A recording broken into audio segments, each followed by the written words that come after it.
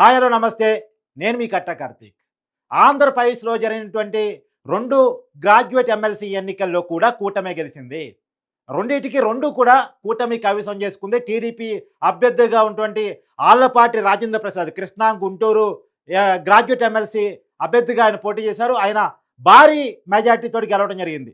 మొదటి ప్రాధాన్యత ఓట్‌లోనే 80,000 ఓట్లని సంపాదించుకోగలిగాడు. 80,000కి పైచిలుకు మెజార్టీని సంపాదించగలిగాడు కేవలం మొదటి ప్రాధాన్యతలోనే. అంటే ఏ రకమైనటువంటి విజయం దక్కిందో ఆలోచించండి మీరే. కసిగా కూటమి వైపు జనం ఓట్లేసినట్టు కనపడతా ఉంది.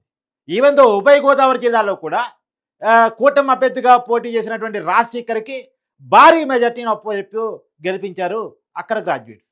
అంటే దాదాపుగా కృష్ణా, గుంటూరు 33 అసెంబ్లీ నియోజకవర్గాల పరిధి. తర్వాత ఈస్ట్, వెస్ట్ 34 అసెంబ్లీ నియోజకవర్గాల పరిధి. దగ్గర దగ్గర 67 అసెంబ్లీ నియోజకవర్గాల పరిధిలో పట్టభద్రులు చదువుకున్నటువంటి యువత ప్రధానంగా కూటమి అభ్యర్థుల వైపు మొగ్గు చూపారు. టీడీపీ వైపు మొగ్గు చూపారు ఇంకా గట్టిగా చెప్పాలంటే. ఎందుకు ఇంత భారీ విజయం కూటమి వైపు వచ్చింది? వైసీపీ మద్దతిచ్చిన అభ్యర్థులు ఇక్కడ గుంటూరు, కృష్ణాలోనేమో ఎమ్మెల్సీ పీడీఎఫ్ అభ్యర్థిగా పోటీ చేస్తున్నటువంటి లక్ష్మణరావుకి మద్దతిచ్చింది. నిజానికి వైసీపీ డైరెక్ట్‌గా పోటీ చేయలేదు. ఎన్నికల్ని బహిష్కరిస్తామని చెప్పింది. కానీ వాళ్ళు స్వతంత్ర అభ్యర్థులకి మద్దతిస్తున్నట్టు చెప్పారు. ఇక్కడేమో కృష్ణా, గుంటూరులో పీడీఎఫ్ అభ్యర్థిగా పోటీ చేస్తున్నటువంటి లక్ష్మణరావుకి మద్దతిచ్చారు. లక్ష్మణరావు ఇప్పటికే 3 సార్లు ఎమ్మెల్సీగా పనిచేస్తున్నారు. పీడీఎఫ్ అభ్యర్థిగా ఆయనకి చాలా మంచి పేరుంది. ప్రజా సమస్యల కోసం గొంతెత్తి పోరాటం చేస్తాడన్నటువంటి పేరుంది. కేవలం జగన్మోహన్ రెడ్డి మద్దతు ఇవ్వడం కారణంగా భారీ ఓటమిని ఆయన చవిచూడాల్సొచ్చింది. జగన్మోహన్ రెడ్డి మద్దతు గనక లేకపోయి ఉంటే గెలవచ్చు, వాడొచ్చు. కానీ ఇంత దారుణమైన ఓటమిని లక్ష్మణరావు చవిచూసి ఉండడేమో. ఆయనకు ప్రజల్లో ఉన్నటువంటి మంచి పేరు కేవలం జగన్మోహన్ రెడ్డిని కలవటం వల్ల పోయింది అనేటువంటిది బయట నడుస్తున్నటువంటి ప్రచారం. సరే, తర్వాత ఈస్ట్ వెస్ట్‌లో కూడా పీడీఎఫ్ చాలా బలంగా ఉంటది. అక్కడ ఎంపీ హర్షకుమార్‌కి సంబంధించిన తనయుడికి వైసీపీ మద్దతిచ్చింది. అతను కూడా భారీ ఓటమిని చవిచూశాడు. అక్కడ టీడీపీ అభ్యర్థిగా అంటే కూటమి అభ్యర్థిగా పోటీ చేసినటువంటి రాజశేఖర్ భారీ విజయాన్ని సంపాదించడం జరిగింది. అంటే సహజంగా ఈ ఎన్నికల్లో జీవీ రెడ్డి రాజీనామా పనిచేస్తుంది. గ్రూప్ 2 వ్యవహారం పనిచేస్తుంది. లేదు రకరకాలుగా యువత కూటమి మీద వ్యతిరేకతగా ఉంది. కూటమి అధికారంలోకి వచ్చినటువంటి 10 నెలల్లోనే తీవ్రమైన వ్యతిరేకతని కూడబెట్టుకుంది. సంక్షేమ పథకాలు అమలు కావట్లేదు. కూటమి పరిపాలన బాగాలేదు. జగన్మోహన్ రెడ్డి అయితే ఈ పాటి డబ్బులు పంచి ఉండేవాడు. కూటమి డబ్బులు పంచట్లే. ఇట్లా రకరకాల ప్రచారాన్ని వైసీపీ చేసింది. కానీ అయినప్పటికీ కూడా 2 గ్రాడ్యుయేట్ ఎమ్మెల్సీలో కూడా ఒక మంచి మెజార్టీతో ఏదో అనుకోకుండా గెలవటం కాదు.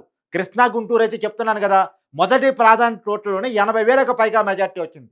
అంత కసిగా గ్రాడ్యుయేట్స్ కూటమి వైపు వచ్చారు.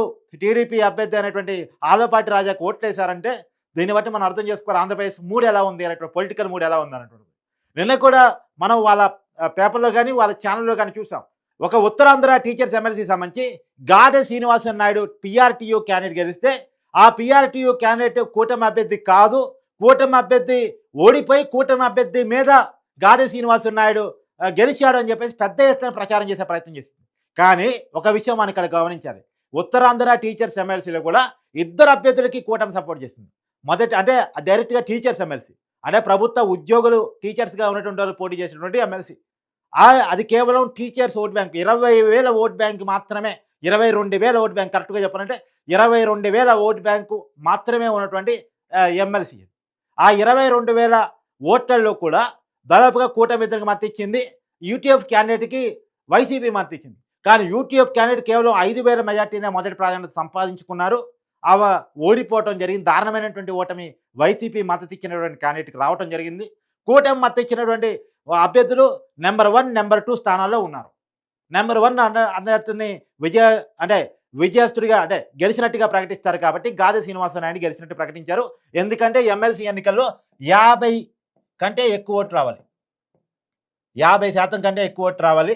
50% కంటే కనీసం ఒక్క ఓటు అన్నా వస్తే తప్ప గెలిచినట్టు ప్రకటించరు. ఈ గాదె శ్రీనివాసనాయుడు రెండో ప్రాధాన్యత ఓట్లు లెక్కేస్తున్నప్పుడు గెలిచినట్టు ప్రకటించారు. గాదె శ్రీనివాసనాయుడు అక్కడ టీచర్స్ ఎమ్మెల్సీగా ఉత్తరాంధ్ర నుంచి ఎన్నిక కావడం జరిగింది. అతను పీఆర్‌టీయూ యూనియన్ క్యాండిడేట్‌గా నిలబడ్డాడు. కూటమి ఇతనికి మద్దతిచ్చింది. కూటమి అభ్యర్థిగానే అతను చెప్పుకుంటా ఉన్నాడు. గెలిచిన తర్వాత కూడా నాకు సహకరించినటువంటి కూటమి నాయకులకు ధన్యవాదాలు చెప్తూ కూడా మీడియా ముందు మాట్లాడేటువంటి ప్రయత్నం చేశాడు. ఇది వైసీపీకి నిజానికి గొంతులో వెలక్కై పడ్డట్టు అనిపించింది. ఎందుకంటే అతన్ని నిన్న వాళ్ళ పేపర్, టీవీ ఛానల్స్‌లో ఇండిపెండెంట్ క్యాండిడేట్ గెలిచాడు. ఇండిపెండెంట్ క్యాండిడేట్ అన్న గెలవగలిగాడు గానీ వైసీపీ క్యాండిడేట్ గెలవలేకపోయాడు. ఆ రకంగా మాట్లాడుకున్నా వైసీపీ ఎన్నికలు డైరెక్ట్‌గా పోటీ చేసే పరిస్థితి లేకుండా పోయింది కదా! గ్రాడ్యుయేట్ ఎమ్మెల్సీ ఎన్నికల్లో. సరే టీచర్స్ ఎమ్మెల్సీ ఎన్నికలు అంటే పార్టీ డైరెక్ట్‌గా పోటీ చేయదు. పోటీ చేసిన ఎవరికో ఒకరికి మద్దతిస్తే అది వేరే విషయం. కానీ గ్రాడ్యుయేట్ ఎమ్మెల్సీ ఎన్నికల్లో ఇది కేవలం 22,000 ఓట్లు మాత్రమే. నేను చాలా క్లియర్‌గా చెప్పే ప్రయత్నం చేస్తున్నాను. ఇది కేవలం 22,000 ఓట్లు మాత్రమే. కానీ గ్రాడ్యుయేట్స్ 2,50,000 ఓట్లు. ఈ కృష్ణా, గుంటూరు అక్కడ 2,50,000 ఓటింగు. తర్వాత ఈస్ట్, వెస్ట్ అక్కడ 2,50,000 ఓటింగు. అంటే మొత్తం 5,00,000 పైన ఓటింగ్ అయితే, మొత్తం 5,00,000కి సంబంధించినటువంటి ఓటింగు ఈ 4 జిల్లాల పరిధిలో ఉంటే, దీన్ని వైసీపీ పోటీ చేయలేకపోయిందిగా మరి. వైసీపీ మద్దతిచ్చిన అభ్యర్థులు దారుణమైన ఓటింగ్ పాలయ్యారుగా మరి. దీన్నెందుకు మీడియాలో ప్రొజెక్ట్ చేయలేదు వాళ్ళ మీడియాలో? ఇది కదా 22,000 ఓట్ల ఎమ్మెల్సీ ఎన్నికల్లో ఒక పీఆర్టీయూ క్యాండిడేట్ గెలిస్తే అది కూటమి అభ్యర్థి కాదని చేసినటువంటి ప్రచారం 2,50,000 ఓటింగ్ జరిగినటువంటి 2 నియోజకవర్గాల్లో మొత్తం 5,00,000 ఓటింగ్ ఉన్నటువంటి గ్రాడ్యుయేట్ ఎమ్మెల్సీ ఎన్నికల్లో వైసీపీ దారుణ పరాభవాన్ని గురిచేసింది. కూటమి అభ్యర్థులు 2కి 2 గెలిచారు. ఈ విషయాన్ని ఎందుకు చెప్పలేకపోయింది? ఎందుకు నోరు మూతబడింది? ఎందుకు నాలిక కరుచుకుంది? అదే గాదె శ్రీనివాసనాయుడు కూటమి అభ్యర్థులకి ధన్యవాదాలని చెప్పేసి మీడియా ముందుకు వచ్చి మాట్లాడాడుగా. ఇండిపెండెంట్ క్యాండిడేట్ ఎలా అవుతారు అతను? అతనే చెప్పుకుంటున్నాడు నన్ను కూటమి బలపరిచిందని. సరే అది కూటమి బలపరచకపోయినా అది టీచర్స్ ఎమ్మెల్సీ అది పక్కన పెట్టేద్దాం. కానీ నేను ఎందుకు ఇంత అగ్రెసివ్‌గా ఈ వీడియో చేయాల్సి వస్తుందంటే, నిన్న రాత్రి నుంచి ఒక తప్పుడు వార్తని ప్రజల మధ్యలోకి పంపించే ప్రయత్నం చేస్తున్నారు ఈ టీచర్స్ ఎమ్మెల్సీని ముందు పెట్టుకొని. చాలామంది సీనియర్ జర్నలిస్టులు, అవగాహన ఉన్నటువంటి వాళ్ళు, తెలియనోడి కంటే చెప్పొచ్చు, తెలిసి మరి ప్రజలను తప్పుదోవ పట్టించే ప్రయత్నం చేస్తున్నారు.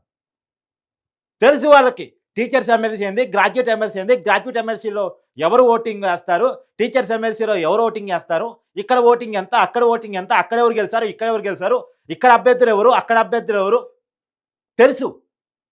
కానీ ప్రజల మధ్యలోకి ఒక తప్పుడు సమాచారాన్ని పంపాలి, కూటమి మీద వ్యతిరేకత స్టార్ట్ అయిందన్న విషయాన్ని పంపాలి అనేటువంటిది. ప్రభుత్వాన్ని పనిచేసుకోనీయకుండా ఉండాలి, అభివృద్ధిని అడ్డుకోవాలి అనేటువంటి ఒక కృతనిశ్చయంతో పనిచేసేటువంటి సంస్థలు, వ్యక్తులకి అంటే జ్ఞానోదయం కలగాలని చెప్పేసి ఈ వీడియో చేస్తున్నాను. దయచేసి మీ లైక్, కామెంట్ చేయండి.